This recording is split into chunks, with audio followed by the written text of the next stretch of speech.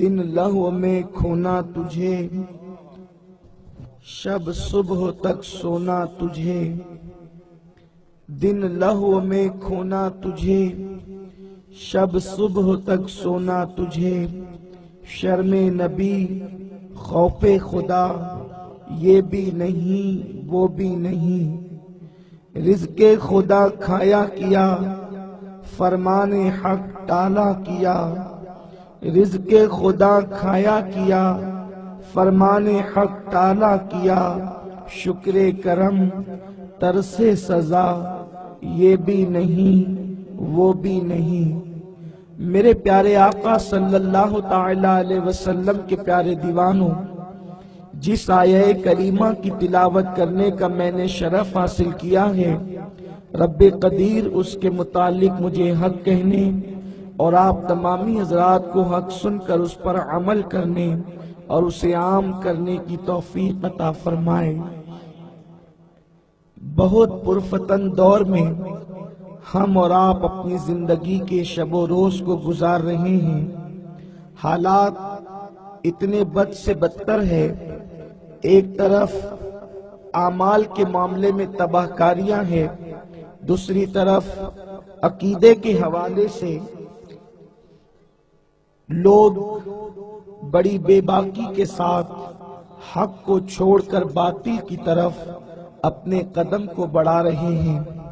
حالات یہ ہیں، کل تک مفکرین کہتے تھے کہ ہمارے دروازے پر گناہ دستک دے رہے ہیں، آج اگر یہ بات کہی جائے تو مجھے اچھی نہیں یا سچ نہیں لگتی کہ دروازے پر گناہ دستک دے رہے ہیں۔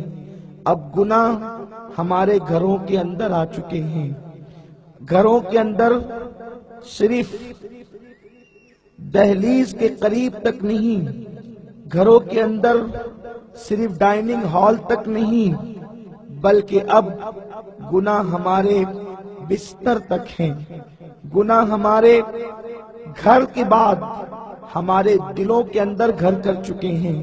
میرے پیارے آقا صلی اللہ تعالی علیہ وسلم کے پیارے دیوانوں، اور سب سے بڑی کم نصیبی کی بات تو یہ ہے کہ جب تک مسلمان گناہ کو گناہ سمجھ کر کرتا رہا، اس وقت تک اسے گناہ سے روکنا آسان تھا، اس لیے کہ گناہ تھا، گناہ کے ساتھ احساس گناہ بھی تھا، خطا تھی، خطا کے ساتھ احساس بھی تھا۔ جب تک انسان کے اندر گناہ کے ساتھ احساس گناہ ہوتا ہے، اس کو روکنا آسان ہوتا ہے، اس کو بلانا آسان ہوتا ہے، اس کو توبہ کرانا آسان ہوتا ہے، اس لیے کہ حضرت سیدنا آدم علیہ السلام سے ایک خطا اجتہادی ہوئی، لغزش پیغمبرانہ ہوئی، لیکن آدم علیہ السلام کو لغزش پیغمبرانہ کے ساتھ اتنا احساس تھا، ایک خطا اجتہادی کرتے ہیں لیکن 300 سال تک کے آنسو بہاتے ہیں۔ میرے پیارے آقا صلی اللہ علیہ وسلم کے پیارے دیوانوں، جب تک گناہ کے ساتھ انسان کے اندر احساس گناہ ہوگا، اس کے پلٹنے کا چانس ہوگا، اس کے پلٹنے کے معاملات ہوں گے، لیکن جب انسان گناہ کو فیشن سمجھ کر کے کرے، جب انسان گناہ کو آرٹ سمجھ کر کے کرے، جب انسان گناہ کو جو ہے ہنر سمجھ کر کے کرے، پھر اس قوم کو گناہوں سے بچایا نہیں جا سکتا۔ میرے پیارے آقا صلی اللہ تعالی علیہ وسلم کے پیارے دیوانوں، جانتے ہیں آپ، اللہ اکبر، حضرات صحابہ کرام رضوان اللہ تعالی علیہ مجمعین کیسا احساس رکھتے تھے، ان کے دلوں میں خشیت ربانی کیا تھی۔ حضرت سیدنا حنظلہ رضی اللہ تعالی عنہ ایک مرتبہ میرے آقا کی بارگاہ میں آتے ہیں، عرض کرتے ہیں یا رسول اللہ، حنظلہ کی خبر لیجئے، حنظلہ منافق تو نہیں ہو گیا؟ میرے آقا صلی اللہ علیہ وسلم نے فرمایا حنظلہ کیا ہو گیا؟ عرض کیا یا رسول اللہ صلی اللہ علیہ وسلم، جب تک آپ کی محفل میں بیٹھتا ہوں اس وقت تک دل اللہ سے لگا ہوا ہوتا ہے، جب تک آپ کی صحبت میں بیٹھتا ہوں دل مولا سے لگا ہوا ہوتا ہے، آخرت کی فکر ہوتی ہے، اور پھر جب آپ کی محفل سے چلا جاتا ہوں تو حال یہ ہوتا ہے وہ کیف نہیں رہ جاتا، وہ سرور نہیں رہ جاتا، وہ کیفیت نہیں رہ جاتی. میں سوچتا ہوں یہاں آ کر کے جو رنگ ہوتا ہے جانے کے بعد وہ پھیکا کیوں پڑ جاتا ہے, وہ ہلکا کیوں ہو جاتا ہے. میرے سرکار نے فرمایا حنظلہ تو منافق نہیں ہو سکتا, البتہ یہ ضرور ہے کہ جب تم میری محفل میں آتے ہو جو رنگ یہاں ہوتا ہے اگر وہی رنگ گھر جانے کے بعد بھی موجود رہے گا تب تو تم فرشتوں سے گفتگو کر لو گے, تب تو تم فرشتوں سے بات چیت کر لو گے. میرے پیارے آقا علیہ السلام کے پیارے دیوانوں, یہ کون سا جذبہ تھا جس نے صحابی رسول کو یہ کہنے پہ مجبور کیا یا رسول اللہ حنظلہ کہیں منافق تو نہیں ہو گیا. میرے پیارے آقا علیہ السلام کے پیارے دیوانوں, وہ جذبہ کہاں چلا گیا؟ اس لیے کہ دلوں کے اندر اب خشیت ربانی کی بجائے اللہ کے خوف کی بجائے کبھی دشمن کا خوف آ گیا ہے, کبھی غربت کا خوف آ گیا ہے, کبھی گناہوں کی محبت آ گئی ہے. گناہ کیا ہے؟ میرا اللہ حدیث قدسی میں ارشاد فرماتا ہے, اپنے محبوب کی زبانی اعلان کرواتا ہے, میرے جو بندے مجھ سے ڈر کر کے نیکی کرتے ہیں میں ان کو ایسی برکت دیتا ہوں وہ برکت کبھی ختم نہیں ہوتی, اور جو گناہ کرتے ہیں ان پر ایسی لعنت کرتا ہوں کہ وہ لعنت ان کی 7 پشتوں تک جو ہے وہ موجود رہتی ہے. ان کی 7 پشتیں اس کا شکار ہوتی ہے. آج میں ہر باپ سے پوچھنا چاہتا ہوں, سردی گرمی اور بارش ان موسموں کی پرواہ کیے بغیر جو تم رات و دن ایک کر رہے ہو, محنت کر رہے ہو, اپنے شہر کو چھوڑ کر دوسرے شہر جا کر کے کما رہے ہو, کیوں؟ میری اولاد سکون سے رہے, میری اولاد اطمینان سے رہے. میں نے جو تکلیف اٹھائی میری اولاد وہ تکلیف نہ اٹھائے. نادان, سرمایہ اکٹھا کر کے تو اپنی اولاد کو سکون نہیں دے سکتا, اس لیے کہ سرمایہ کے ذریعے سے نرم گدے تو خریدے جا سکتے ہیں, سرمایہ کے ذریعے سے سکون کی دولت خریدی نہیں جا سکتی. سرمایہ کے ذریعے سے قیمتی کپڑے تو خریدے جا سکتے ہیں, سرمایہ کے ذریعے سے دل کا قرار خریدا نہیں جا سکتا. سرمایہ کے ذریعے سے اونچی عمارتیں تو بنائی جا سکتی ہے لیکن سرمایہ کے ذریعے سے اللہ کی رحمتوں کا نزول ان اونچی عمارتوں پہ نہیں کروایا جا سکتا. اگر تمہیں اپنی اولاد سے پیار ہے, اگر تمہیں اپنی نسلوں سے پیار ہے, اگر تمہیں اپنے آپ سے پیار ہے, میرے اللہ کا یہ فرمان دل کے کانوں سے سنو تو صحیح کہ اگر تم نیکی کرو گے اللہ وہ برکت دے گا کہ کبھی ختم نہیں ہوگی, اور اللہ کی دی ہوئی برکت جب کسی کو مل جاتی ہے کبھی ختم نہیں ہوتی, اس لیے کہ اس کی برکت کبھی نہ ختم ہونے والی ہے, اس کی برکتیں ہمیشہ موجود رہنے والی ہے. اور جب کوئی قوم گناہ کرتی ہے اللہ فرماتا ہے میں اس پہ لعنت کرتا ہوں, وہ لعنت 7 پشتوں تک ہوتی ہے, اس کے اثرات 7 پشتوں تک ہوتے ہیں. میرے پیارے آقا علیہ السلام کے پیارے دیوانوں, ہم گناہ پر دلیر ہوتے جا رہے ہیں اور گناہ کے سدے باپ کے لیے قوم کو گناہ سے بچانے کے لیے, گناہوں کے حوالے سے اپنی قوم کو بچانے کے لیے آج ہمارے پاس نسخہ کیا ہے؟ یاد رکھیں سائنسدانوں نے بہت ساری دوائیں تجویز کر دی گناہ جو ہے وہ بیماریوں کے حوالے سے, لیکن آج تک کے کسی ڈاکٹر نے, کسی سائنسدان نے کبھی گناہ کا علاج پیش نہیں کیا. لیکن میرے اللہ کی عظمتوں پر قربان جائیں, میرے کریم نے گناہ سے بچنے کا وہ عظیم طریقہ عطا فرمایا, اپنے کلام کے اندر ہمیں وہ ضابطۂ حیات عطا کیا. اگر انسان اس کو اپنے سینے میں بسا لے, دل و دماغ میں بسا لے, گناہوں سے رشتہ ٹوٹتا چلا جائے گا. میرے پیارے آقا صلی اللہ علیہ وسلم کے پیارے دیوانوں, میرا اللہ ارشاد فرماتا ہے یا ایھا الذین آمنوا اتقوا اللہ حق تقاتی, اے ایمان والو اللہ سے ڈرو جیسا کہ ڈرنے کا حق ہے. اللہ سے ڈرنے کا حق کیا ہے؟ میرے پیارے آقا علیہ السلام کے پیارے دیوانوں، لوگ گھر بناتے ہیں، جھوپڑے میں بھی گھر بن جاتا ہے، لیکن تاج محل بنانا، یہ گھر بنانے کا حق ادا کرنا ہے۔ میرے پیارے آقا علیہ السلام کے پیارے دیوانوں، لوگ نماز پڑھ لیتے ہیں، دکانوں مکان کے خیال میں بھی نماز ہو جاتی ہے، لیکن اس نماز کو نماز پڑھنے کا حق کہتے ہیں جس کے بارے میں رسول اللہ نے فرمایا ان تعبد اللہ کانک ترا فإن لم تکن ترا فإنہ یراک۔ جب تو عبادت کر تو اس شان کے ساتھ کر گویا کہ تو خدا کو دیکھ رہا ہے۔ اگر یہ کیفیت نہیں بنتی، یہ تو کیفیت ہونی ہی چاہیے کہ اللہ تجھے دیکھ رہا ہے اور وہ تو تجھے دیکھ ہی رہا ہے۔ یہ نماز پڑھنے کا حق ہے۔ نماز جو لوگ پڑھتے ہیں دکانوں مکان کے تصور میں، میں یہ نہیں کہتا کہ نماز نہیں ہوتی، لیکن اس نماز کا حال کیا ہے اس پر میں کوئی تبصرہ نہیں کروں گا۔ البتہ قرآن نے یہ ضرور کہا ہے، میرا رب فرماتا ہے اللہ اکبر فویل للمصلین الذین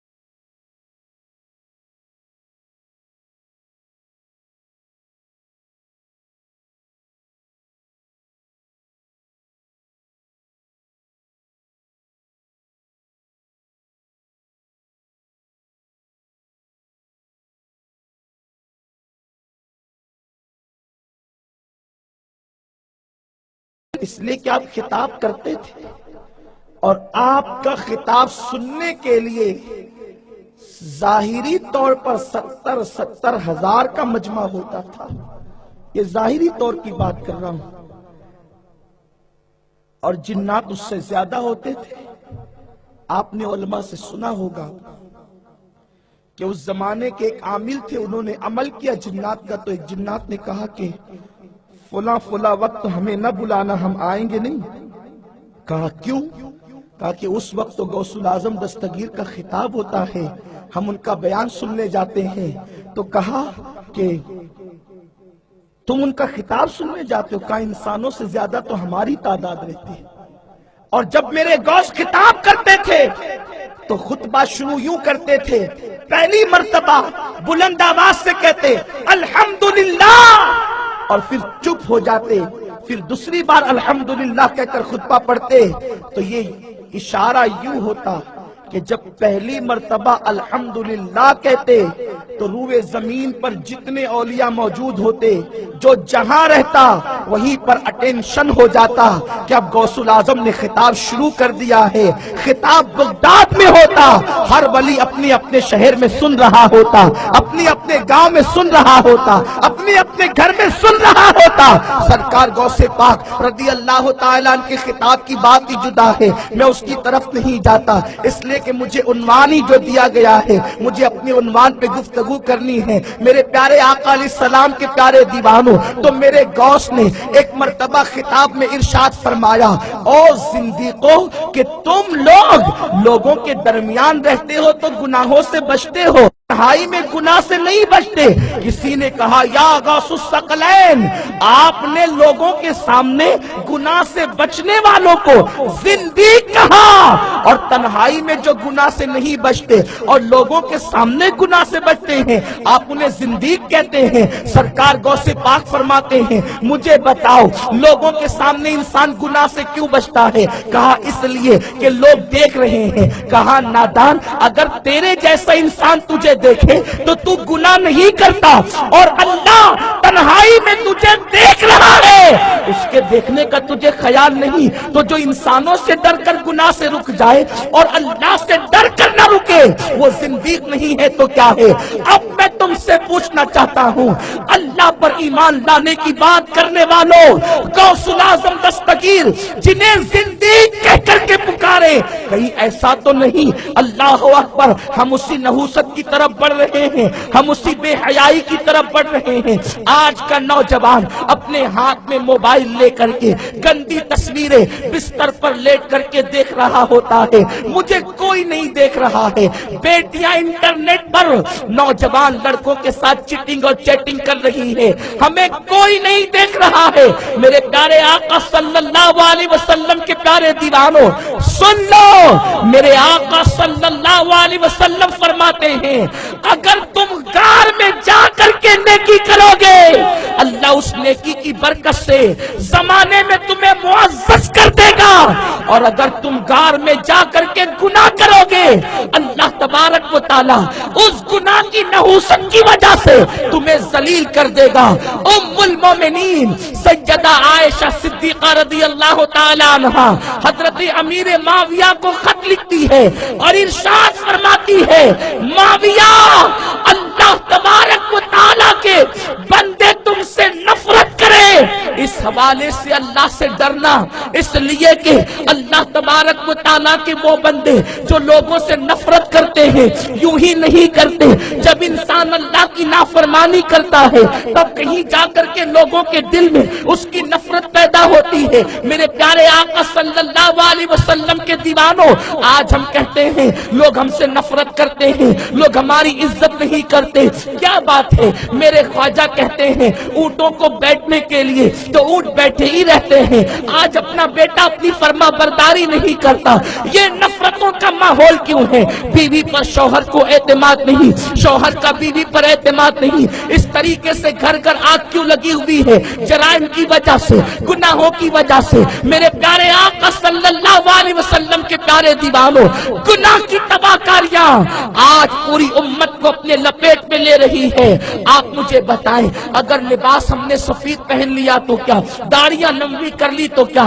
آپ مجھے بتائیں اللہ تبارک و تعالیٰ کے یہاں صرف یہ داڑھی نہیں دیکھی جائے گی، رب کے یہاں صرف یہ ٹوپیاں نہیں دیکھی جائے گی۔ میرے رسول نے فرمایا ان اللہ لا ينظر الى صورکم والى اموالکم ولکن ينظر الى قلوبکم، اللہ تو تمہارے مال بھی نہیں دیکھتا، وہ تمہارے چہرے بھی نہیں دیکھتا، وہ تو تمہارا دل دیکھتا ہے۔ پھر فرماتے ہیں التقوی ہاں ہونا، تقوی تو یہاں ہے، اللہ کا خوف تو یہاں ہے۔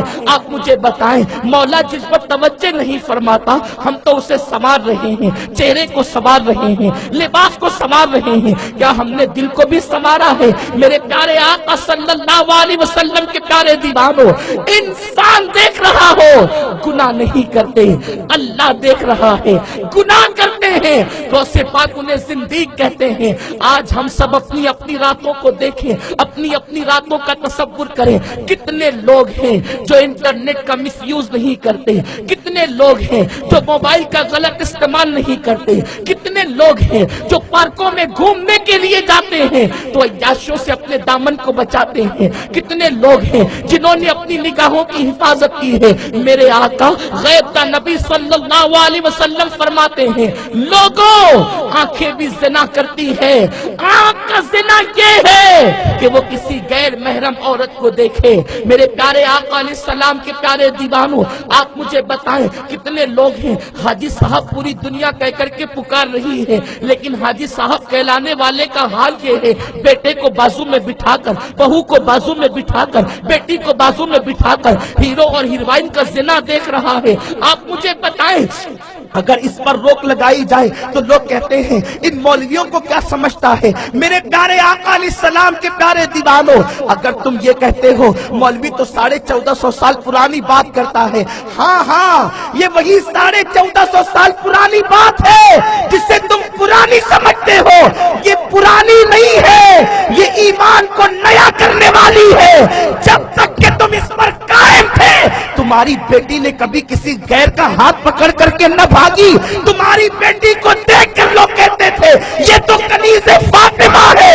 تم نے 1400 سال کا جب وہ دامن چھوڑ دیا، آج بیٹیاں غیروں کا ہاتھ پکڑ کر کے بھاگ رہی ہے، آج بچیاں اپنا ہاتھ غیر کے ہاتھ میں دے رہی ہے۔ پوچھو ان بیٹیوں سے، بعض بیٹیاں تو یہ کہتی ہیں غربت کی وجہ سے جا رہی ہوں، اس لیے کہ اس پیٹ کی آگ کو میں کب تک برداشت کرتی رہوں گی؟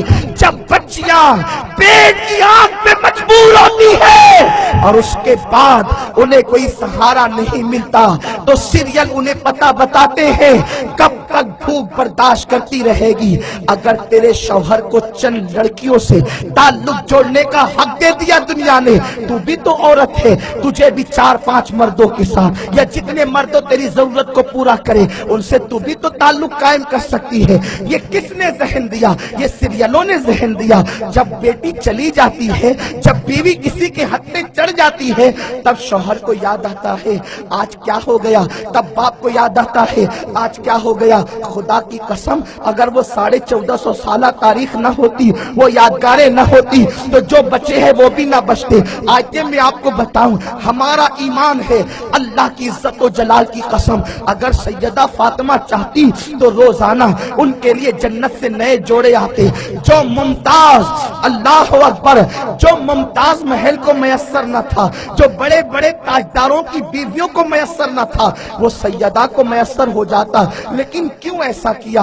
ایک مہینے تک گھر میں چولہا نہیں جلا. اور کپڑوں کا حال یہ ہے جو دوپٹہ پہن رہی ہے اس میں بھی 17 پیون ہے. ایک مرتبہ کی تاریخ تو یہاں تک آتی ہے، علامہ عبدالرؤف مناوی رحمت اللہ تعالی علیہ فرماتے ہیں ایک وقت ایسا آیا سیدہ نے سر پہ دوپٹہ ڈالا تو وہ 17 پیون والا دوپٹہ بھی اتنا پھٹ چکا تھا کہ اللہ اکبر، وہاں سے مولائے کائنات کو پھٹے ہوئے دوپٹے کے پیچھے سے سیدہ فاطمہ کی آستین نظر آئی تو مولائے کائنات نے، علی مرتضیٰ نے، سید السادات نے، اللہ اکبر، ولیوں کے ولی نے، قطبوں کے قطب نے، اللہ اکبر، تمام سیدوں کے باپ نے کہا وہ علی جس کے نام سے آج بھی خیبر کی دیواریں کانپ جاتی ہے، کبھی زنجیر ہلتی ہے، کبھی در کانپ جاتا ہے، علی کا نام سن کر اب بھی خیبر، جس کے بارے میں رسول اللہ نے فرمایا لا فتح الا علی، لا سیف الا ذوالفقار، علی کی طرح کوئی جوان نہیں، ذوالفقار کی طرح کوئی تلوار نہیں. نعرہ تکبیر، نعرہ رسالت، فیضان مولا کائنات. اس مومنوں کے مولا نے کہا فاطمہ دوپٹہ اتنا پھٹ چکا کہ تیری آستین نظر آتی ہے، فاطمہ ایک دوپٹہ رسول اللہ سے مانگ کر تو لے آؤ تاکہ تم دوپٹہ اوڑھ سکو. غیرت مند رسول کی غیرت مند بیٹی کا جواب، صابر رسول کی صابرہ بیٹی کا جواب، علی جاؤ، میں اس کی ہمت نہیں کرتی، آپ جائیں تو والد صاحب سے کہہ دینا، ابا جان سے کہہ دینا، میں اس کی جرت نہیں کرتی. مولائے کائنات میرے رسول کے گھر گئے، خدا کی قسم رسول کا در بھی کیا در ہے جس کا سوالی علی مرتضیٰ ہے، مولائے کائنات ہے. وہاں گئے، اجازت لے کر بیٹھ گئے. میرے رسول نے فرمایا علی کیسے آنا ہوا، کیوں آئے ہو؟ علی مرتضیٰ کہتے آقا یوں ہی آ گیا. کہا علی تیرے چہرے کا خط و خال بتاتا ہے کوئی سوال لے کر کے آیا ہے. کہا یا رسول اللہ سوال تو ہے لیکن ہمت نہیں ہوتی. میرے آقا نے فرمایا کہو نا علی. مولائے کائنات کہتے ہیں آقا آپ کی لگتے جگر کا دوپٹہ اتنا پھٹ گیا ہے کہ اب پیون لگانے کے لیے گھر کے اندر کپڑا بھی موجود نہیں ہے. اللہ اکبر، اتنا سننا تھا کہ مولائے کائنات اللہ اکبر جب یہ جملے مکمل کر چکے آقا نے خاموشی اختیار کی. اس کے بعد مولا کہتے ہیں یا رسول اللہ اگر ایک دوپٹہ آپ اپنی لگتے جگر کو دے دے تو کرم ہوگا. آقا فرماتے ہیں ہے تو صحیح لیکن غنیمت کا مال ہے. علی ابھی بدر و احد کے یتیموں کا حق دینا باقی ہے، فاطمہ کو دوپٹہ کیسے دے دوں؟ البتہ میری ملکیت میں اونٹ کا ایک چمڑا ہے، یہ چمڑا لے جانا اور فاطمہ سے کہنا اگر پیون لگانے کے لیے دوپٹے میں کپڑا نہیں ہے تو اسی کا پیون لگا لے یا اس کو اوڑھ لے. مولا وہ دوپٹے کا وہ چمڑے کو لے کر آتے ہیں، کہتے ہیں فاطمہ تمہارے بابا نے یہ دیا ہے کہ میری ملکیت میں اس وقت یہی ہے اور جو ہے اسی کو اوڑھ لو یا اسی کو پیون لگا لو دوپٹے میں. سیدہ نے اس کو سر پہ رکھا، ادھر سر پہ رکھا. مصطفیٰ کریم گھر میں تشریف لائے، جیسے گھر کے اندر آتے ہیں آنکھ میں آنسو آ گئے. سرکار کو روتا دیکھ کر مولا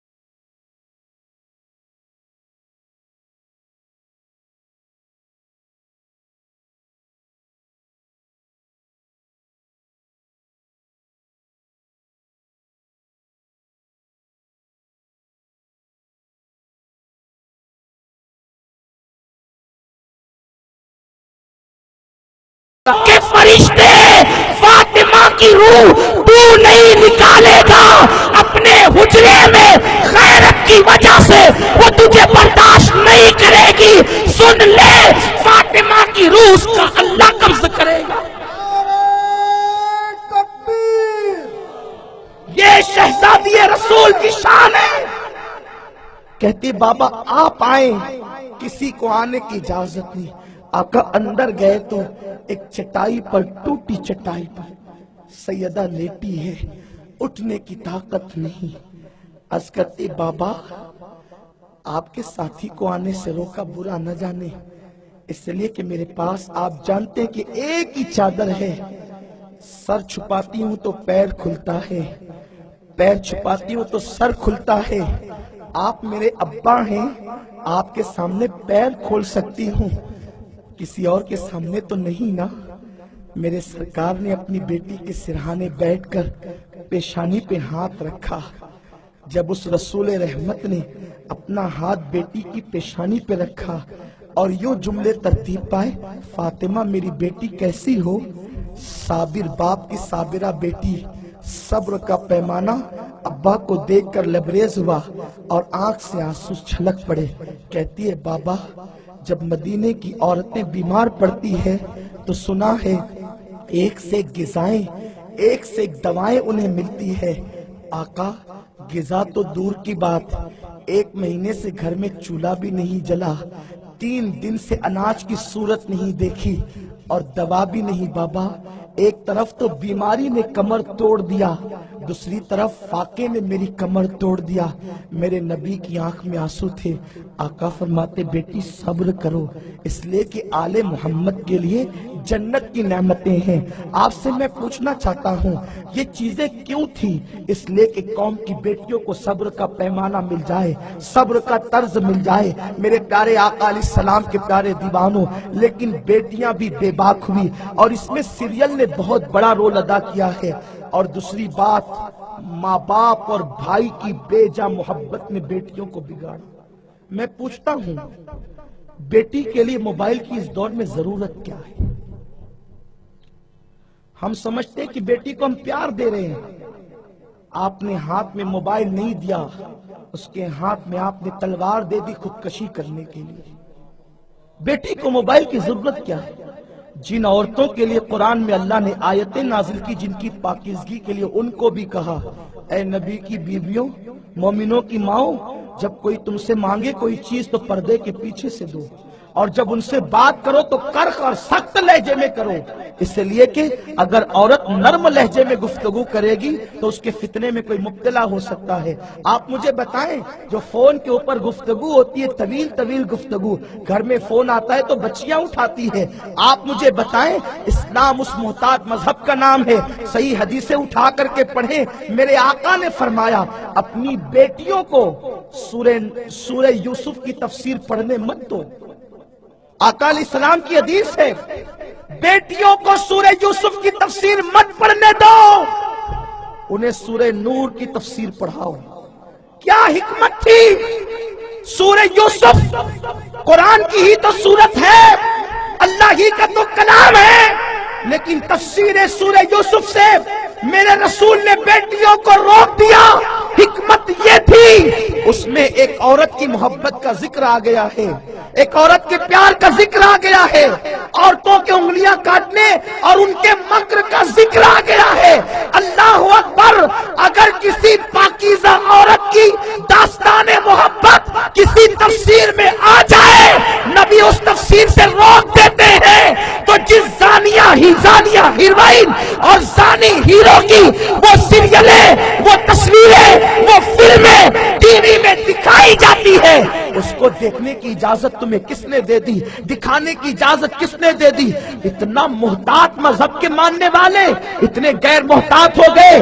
جب اللہ اس کے رسول کے فرامین کو پیٹ کے پیچھے ڈالو گے، نتیجہ یہی نکلے گا جو تم دیکھ رہے ہو۔ میرے پیارے آقا علیہ السلام کے پیارے دیوانوں، ہوش کے ناخن لو، بیٹی کو کسی سے رابطے کی ضرورت نہیں۔ اللہ اکبر! میرے پیارے آقا علیہ السلام کے پیارے دیوانوں، اس اسی لیے یاد رکھو، پہلے تو بیٹیوں سے موبائل لے لو، یہ ظلم نہیں ہے، یہ پیار ہے۔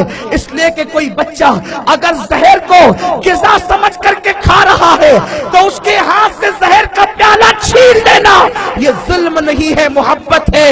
یہ تم نے زہر دیا ہے بیٹیوں کے ہاتھ میں، اسے چھینو اور سب سے پہلے گھر کے اندر کی سیریلوں پر پابندی لگاؤ۔ جانتے ہیں آپ جو سیریل کے بہت مین رول ہے جو ہے جس کا نام ایکتا کپور ہے، اس خاتون نے انٹرویو دیتے ہوئے کہا تھا ہم نے سیریل ہندوستان میں اس لیے شروع کیے کہ جیسے مرد کئی عورتوں کے ساتھ زندگی گزارتے ہیں ویسے ہندوستان کی عورتیں بھی کئی مردوں سے لطف اندوز ہو سکے اور اپنی زندگی شغل سے گزار سکے، جس کا مقصد یہ ہو۔ ہم نے گھر گھر سیریلوں کو عام کر دیا۔ مٹا دو سیریلوں کی داستان، اور پھر اگر کچھ سننا سنانا ہے تو سیدہ فاطمہ کی تاریخ کو شروع کر دو، اما عائشہ کی زندگی کو شروع کر دو، سیدہ ام سلمہ کی زندگی کو شروع کر دو، سیدہ زینب کی زندگی کو شروع کر دو۔ زینب اس عورت کا نام ہے، کوفہ کے دربار میں جب کوئی مرد اہل بیت کا خطبہ دینے کے قابل نہ رہا تو زینب نے چہرے پہ بال ڈالے اور خطبہ دینا شروع کیا۔ عبداللہ ابن عفیف اس محفل میں موجود تھے، نابینا ہو گئے تھے، پوچھتے ہیں علی کہاں آ گئے، علی کہاں آ گئے، علی کہاں آ گئے؟ لوگوں نے کہا یہ علی نہیں، علی کی بیٹی بنت علی ہے۔ کہا اس کا لہجہ تو علی کی طرح ہے، اس کی آواز تو علی کی طرح ہے۔ عبداللہ ابن عفیف نے قریب آ کر کہا بیٹی زینب تیری آواز یوں تو نہیں جیسا کہ تو نکال رہی ہے۔ زینب نے کہا چچا مجھے افسوس ہے میرے گھر کا کوئی مرد آج خطبہ دینے والا نہیں، مجھے مجبوراً مردوں میں خطبہ دینا ہے۔ میں نے اپنی آواز پر علی کے لہجے کو غالب کر کے پردے میں کر لیا ہے تاکہ مرد میری آواز کو سن نہ سکے۔ کوئی کہنے والا کہتا ہے دربار میں بولی بھی تو لہجے میں علی کے، زینب نے کسی حال میں پردہ نہیں چھوڑا۔ سیریل ان کی ضرورت ہے، سیریل ان کی ضرورت ہے۔ جس قوم میں زینب نہیں ہے، جس قوم میں فاطمہ نہیں ہے، انہیں تو ہماری چوکھٹ پہ آنا چاہیے، کیونکہ ہمارے یہاں زینب و فاطمہ، رابعہ و عائشہ جیسی عورتیں موجود ہیں۔ ہمیں کسی کی تہذیب کی ضرورت ہے، ہمیں کسی کے تمدن کی ضرورت ہے، ہمیں کسی کے کلچر کی ضرورت ہے۔ دنیا کو بیٹیوں سے پیار کا طریقہ میرے نبی نے دیا ہے۔ یہ تو بیٹیوں کو جلا رہے تھے، یہ تو بیٹیوں کو دفن کر رہے تھے۔ رسم ستی کا سہارا لے کر بیواؤں کو چتا پہ کس نے جلایا تھا؟ اسی ہندوستان نے جلایا تھا۔ ارے بیوہ کو سہاگن اس زمانے میں خدیجہ کی شکل میں اگر کوئی بنانے والا تھا وہ آمنہ کا نام تھا۔ صرف شکنی نہیں بنایا بلکہ تمام مومنین کی ماں بنا دیا، وہ مرتبہ عطا کیا۔ ہمیں سیریل کی ضرورت ہے، ہم سیریل سے تہذیب سیکھیں گے، ہمیں ایسی ملعون اور لعنتی تہذیب کی ضرورت نہیں۔ اپنی بیٹیوں کو سیریل سے بچاؤ، موبائل سے بچاؤ، انٹرنیٹ سے بچاؤ۔ اور اپنی قوم کے جوانوں سے بھی بات کروں گا، کسی کی بہن کے گلے میں ہاتھ ڈالنے سے پہلے اپنی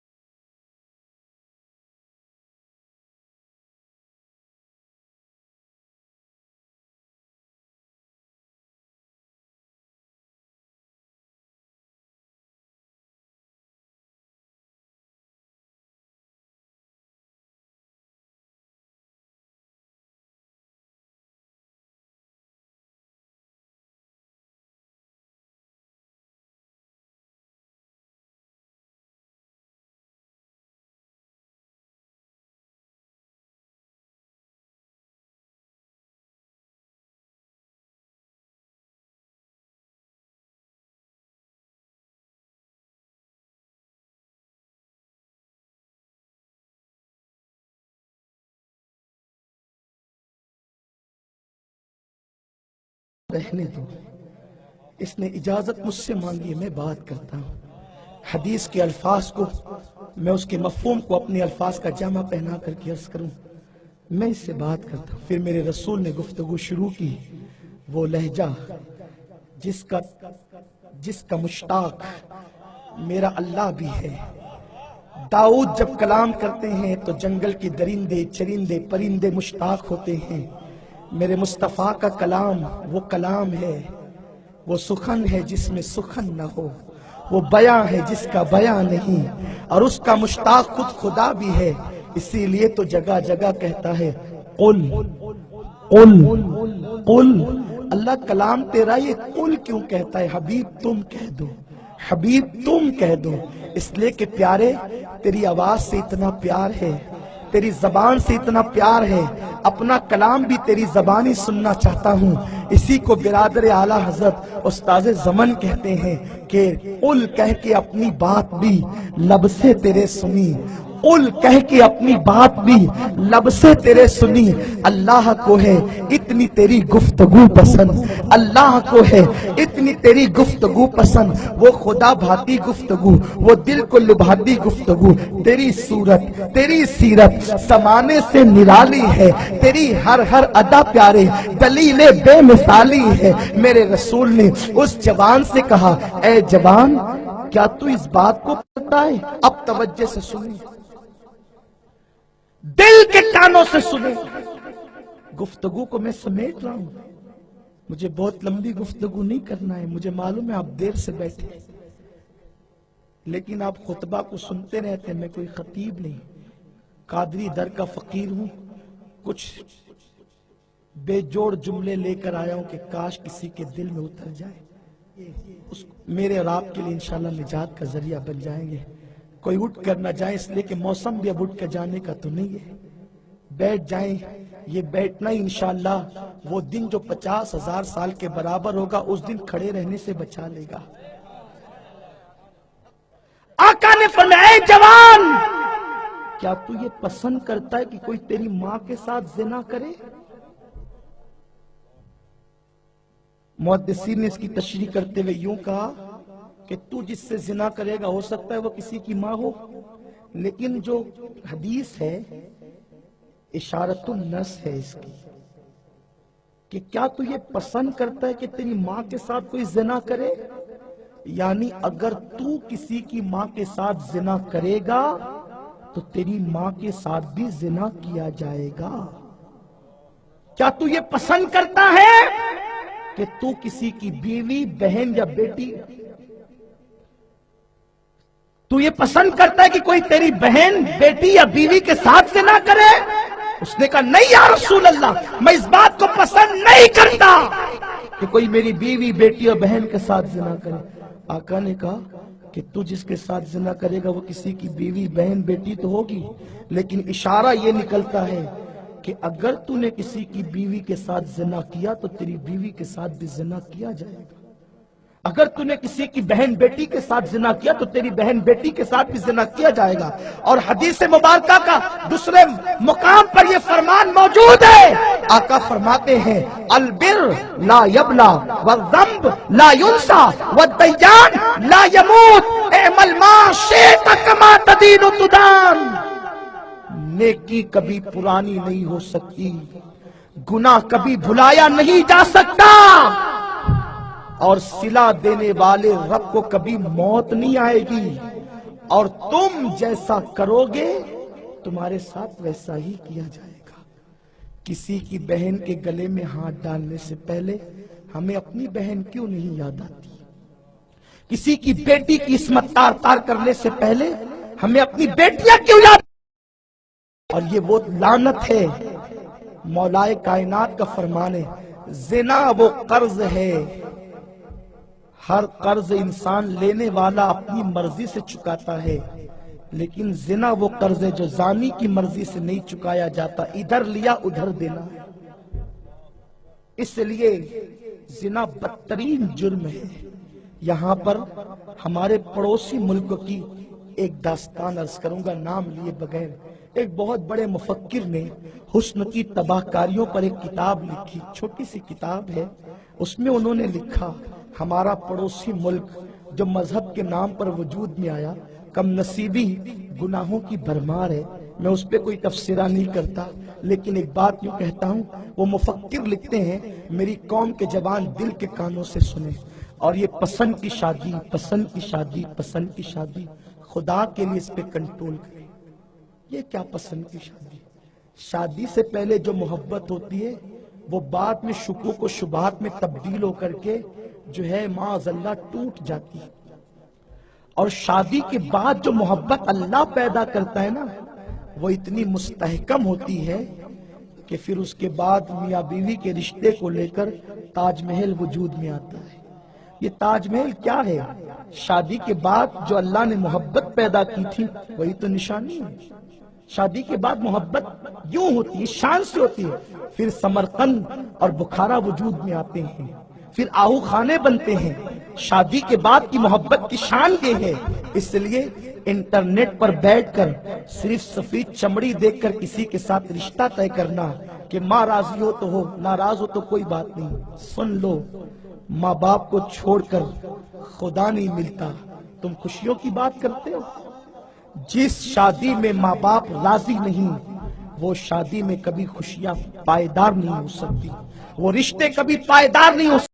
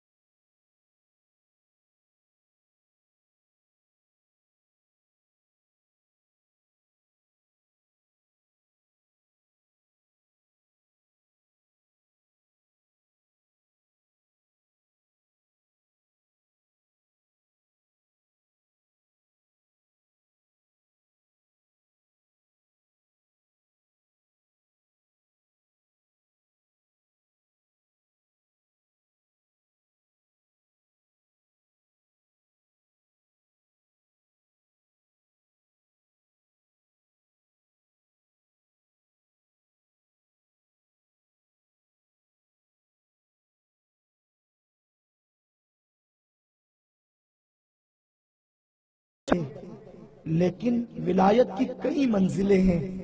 بعض لوگوں نے تحقیق کر کے لکھا ہے کہ 28 منزلیں ہیں، لیکن صحیح اللہ جانے یا طے کرنے والے اولیاء جانے۔ تو ولایت میں ایک منزل ہے مقام حضوری۔ یہ ولایت میں صوفیہ بیان کرتے ہیں مقام حضوری۔ یہ مقام حضوری وہ مقام ہے کہ جب بندہ اس منزل پر پہنچتا ہے تو وہ دل کی آنکھ سے اللہ اور اس کے رسول کا ہر لمحہ مشاہدہ کرتا ہے، ہر لمحہ اس کی نگاہوں کے سامنے جلوہ یار ہوتا ہے۔ با یزید کو وہی مقام چاہیے تھا، سارے مقامات مل گئے تھے لیکن انہیں کون سا مقام چاہیے تھا؟ مقام حضوری۔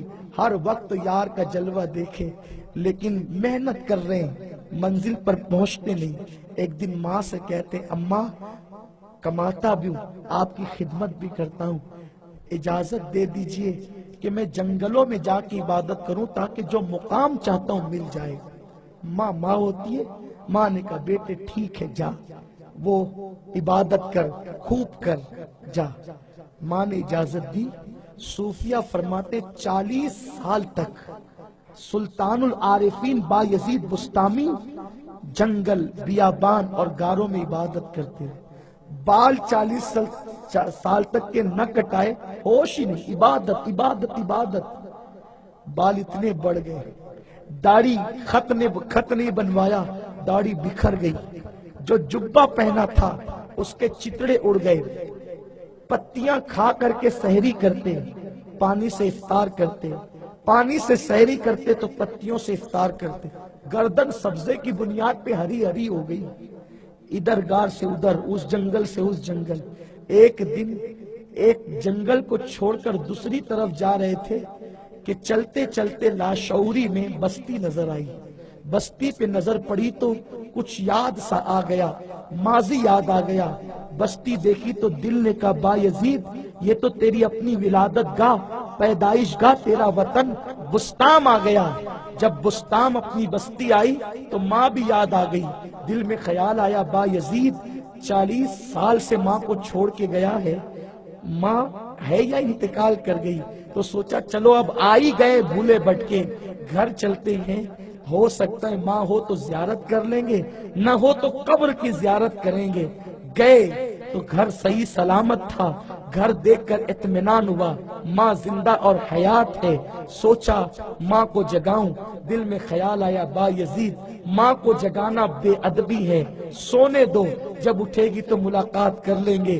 سردی کی طویل رات تھی, چوکھٹ پر بیٹھ گئے. اچانک دل میں خیال آیا با یزید 40 سال کے بعد آیا, جوان سے تو بوڑھا ہو گیا, تیری ماں تو عمر رسیدہ ہو گئی ہوگی.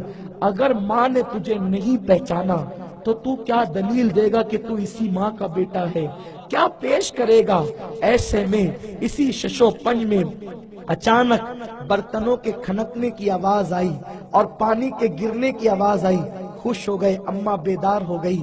پرانے انداز میں دروازے پہ ہاتھ مارنا شروع کیا, دستک دینا شروع کیا. اندر سے آواز آئی, میرے بیٹے با یزید تو آ گیا. با یزید کے پیروں کے نیچے سے زمین کھسک گئی.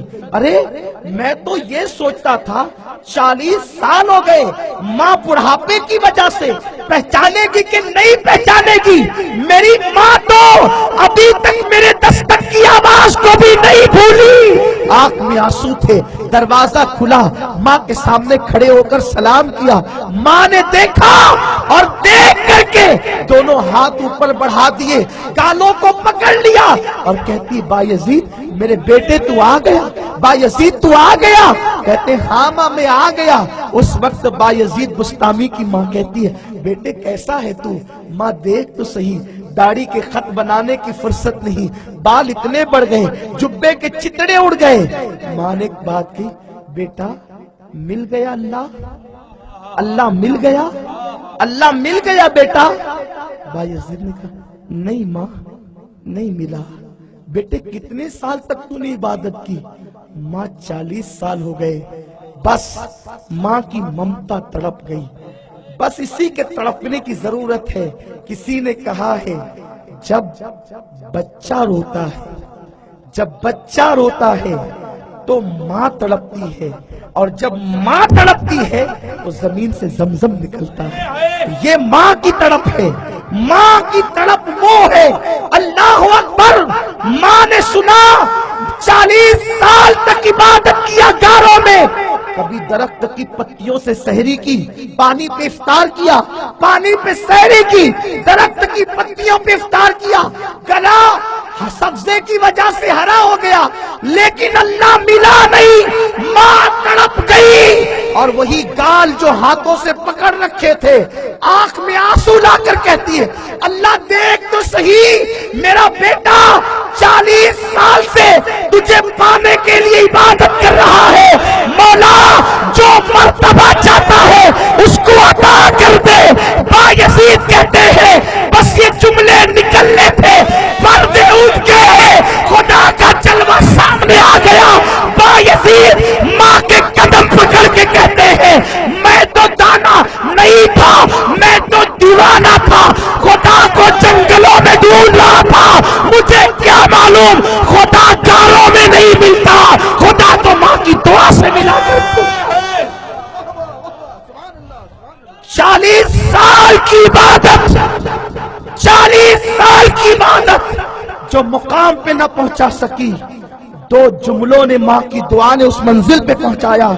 پھر با یزید کہتے ہیں اگر ایک لمحے کے لیے بھی, تصوف کی کتابوں میں بہت کثرت کے ساتھ یہ جملہ موجود ہے, اگر ایک لمحے کے لیے بھی میری نگاہوں سے میرے اللہ کا جلوہ اوجل ہو جائے تو اس وقت میں اپنے آپ کو مسلمان نہ سمجھوں.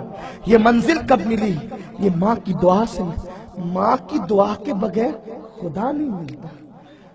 تم انٹرنیٹ پہ شادیاں طے کر کے خوشیاں ڈھونڈ رہے ہو, مجھے بتاؤ تو صحیح یہ قوم کہاں پہنچ گئی, یہ قوم کتنی اخلاقی گراوٹ کا شکار ہو گئی. تو ہمارے پڑوس کے ملک کی داستان عرض کر رہا تھا, इसी पे गुफ्तगू का इख्तिताम कर दूंगा और अल्लाह आप और हम सबको खैर के साथ जाना और फिर आना नसीब फरमाए। इसलिए कि अभी फिर आना भी है। 1 मार्च को सुन्नी दावत इस्लामी का इज्तिमा आपकी इसी दोराजी में है ना, जिसमें बड़े अजीम खतीब उस्ताद गिरामी कद्र कायदे मोहतरम हज़रत अल्लामा हाफिज़ कारी मोहम्मद शाकिर नूरी साहब की बिला भी तशरीफ लाने वाले हैं। बुलबुल बागी मदीना कारी मोहम्मद रिजवान खान साहब भी होंगे और आपके शहर के उलमा सादात भी होंगे। उसमें भी इंशाअल्लाह हमें आपको शरीक होना है। अल्लाह जिंदगी दे तो हाजिर होंगे हम भी और आप भी हाजिर होंगे। तो ये अर्ज कर रहा था, कमा तदीन तुदान, तुम जैसा करोगे तुम्हारे साथ वैसे होगा। अगर तुम अपने घर की बेटियों की इज्जत को तहफ्फुज देना चाहते हो, अपनी निगाहों पे पर्दे डालो, दूसरों की बेटियों को तहफ्फुज दो। इस सिलसिले में हमारे पड़ोस के मुल्क का एक वाक़या एक मुफक्किर यूं लिखता, छुट्टी के बाद लड़कियां चेहरे पे स्कार्फ डालकर अपने घरों की तरफ हंसती खेलती रवाना होने लगी। रोजाना के मामूल के मुताबिक बच्चियां जब अपने घरों को लौट रही थी, पीछे कुछ मनचले उसी कॉलेज में पढ़ने वाले बाइक पर उन लड़कियों के साथ दिल लगी करने लगे। कुछ लड़कियों ने जवाब दिया, कुछ सर नीचा करके आगे बढ़ी। उन लड़कियों को जहां से बस मिलनी थी, वो लड़कियां जो है वो वहां स्टॉप पे खड़ी हुई। लड़कों ने देखा कि आज बस इतनी खचाखच भर के आई थी कि उसमें चढ़ने वालों की गुंजाइश न थी। लेकिन बच्चियों को घर जाने की, स्कूल की, कॉलेज की बच्चियों को हर एक को घर जाने की जल्दी होती है। उन्होंने उसी बस में पैर जमाने शुरू किए। लड़कों ने सोचा कि मौका अच्छा है, फायदा उठा लिया जाए। इन्होंने बाइक वही नुक्कड़ पे लगाई और लड़कियों के पीछे चल पड़े। और भीड़ का उन लोगों ने नाजायज फायदा उठाते हुए ये किया कि जब बस में चढ़ी तो उनके पीछे ये, और उन लड़कों ने उन बच्चियों के जिस्म पर हाथ मलने शुरू किए। अब मेरी ज़बान हया इस बात को कहने की इजाजत नहीं देती कि उन्होंने क्या क्या किया, लेकिन इतना जरूर कहूंगा कि उन्होंने वो सब कुछ किया जो एक मुसलमान को जेब नहीं देता। भीड़ का नाजायज फायदा उठा के ये किया। जब लोग उतरते रहे, बस खाली हुई तो ये मौका पाके नीचे उतरे आए और अपनी गाड़ियां लेकर चल पड़े। बच्चियां भी अपने अपने मुकाम पे उतर गई। एक नौजवान जो एकलौती बहन का एकलौता भाई था, बड़े खुशहाल घराने से उसका ताल्लुक था, मालदार बाप का बेटा था, आज अपने दिल में सोच रहा था, अपने दोस्त से बात शेयर कर रहा था, यार आज तो मजा ही आ गया कि इतने दिनों से तड़प थी कि ये दिन आएगा और आज तो सारी ख्वाहिशात की तकमील हो गई। जो करना चाहते थे बस की भीड़ ने हमें मौका दे दिया। दोस्त उतरा, ये अपनी बाइक लेकर के बहुत खुशी खुशी आंखों में खुशियों के चिराग जलाए हुए जब घर पहुंचा तो घर के अंदर से किसी की सिसकियों की आवाज आ रही थी। ये जल्दी से बाइक लगाया और घर में दाखिल हुआ तो क्या देखा, माँ बाप के दरमियान जवान बहन चीख चीख करके रो रही थी। भाई ने मोहब्बत और जज्बात की मिली जुली कैफियत में कहा, माँ इसे क्या हो गया, मेरी बहन को क्यों रो रही है इतना। इससे पहले कि माँ कुछ कहती, बहन खड़े होकर के उसके चेहरे तक उंगलियां ले जाकर कहती, खुदा करे अल्लाह तुझ जैसा भाई किसी को न दे, अल्लाह तुझ जैसा जालिम भाई किसी बहन को न दे। भाई ने जज्बात की कैफियत में कहा, नादान तुझे हुआ क्या है, कल तक तो तू यही कहती थी अल्लाह तुझ जैसा भाई सबको दे, आज ये बात क्यों कहती है। उस वक्त बहन ने कहा, क्या आज तू कॉलेज की बच्चियों का पीछा बस तक करते नहीं आया था। इसने सोचा, ओह ये बात तो घर तक पहुंच गई। लेकिन जैसे लड़की ने दूसरा जुमला कहा, उसकी सगी बहन ने उसके पैरों के नीचे से जमीन खिसक गई। लड़की ने कहा, जालिम जब तू अपने दोस्तों के साथ बस में चढ़ा और तुमने लड़कियों के जिस्म पे हाथ मलना शुरू किया तो स्कार्फ पहने हुई लड़कियों में तुम्हें नजर नहीं आया कि कौन कौन है। तेरा हाथ किसी गैर लड़की के बदन पर नहीं गया था, तेरा हाथ तेरी सगी बहन के बदन पे गया था। तूने सिर्फ गुनाह की शौक में, नफ्स की हवा में अपनी बहन के साथ बदकारी की है। उस वक्त उस जवान को एहसास हुआ, काश गुनाह का जज्बा दिल में न होता और मैं आज ही मर गया होता। تو میرے لیے بہت بہتر ہوتا۔ میرے پیارے آقا علیہ السلام کے پیارے دیوانوں، مغربی تہذیب تمہیں اس منزل تک پہنچانا چاہتی ہے، تمہیں اس درجے تک گرانا چاہتی ہے، اس لیے خدا را اپنے اعمال کا احتساب کرو۔ اور کچھ نوجوان بھی ہیں نا جو یہ سوچتے ہیں کہ میرا دوست کرنا چاہیے، دوستی کا تقاضا ہے، یہ بہت بڑی غلط فہمی ہے۔ آقا فرماتے سچا دوست وہ ہے، ٹھیک ہمیں انہیں کی انتظار، ٹھیک نہیں بس ختم کر دینا، بہت دیر سے بیٹھے جی۔ سچا دوست وہ ہے